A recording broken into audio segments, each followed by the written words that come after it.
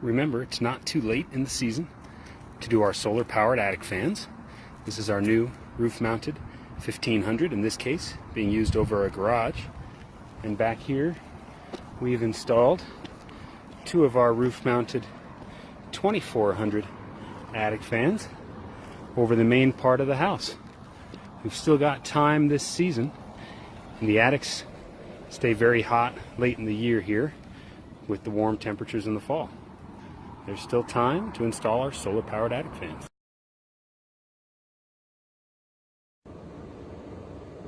So this is our attic fan from the inside. This is what we saw from the rooftop earlier.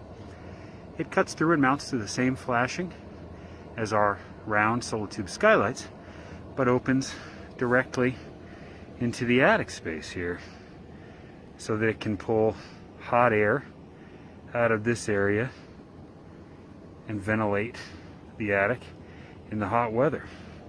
We have this one here, another one back over there toward the garage, and then a third one down this way in the attic. This is another one of our attic fans working away here. These are fully solar powered. So you can see there are no wires, no switches, no electrical work at all that needs to be done. They've got a photovoltaic panel on the outside.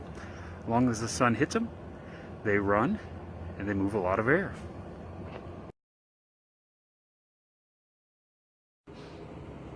And finally, our RM1500. This one has a good view. If you can see that small silver circle, that is Solitube's thermal switch. That way these fans will run when the weather is hot. They'll turn themselves off once the weather gets cold again. 85 degrees, fans start running. 65 degrees, they stop.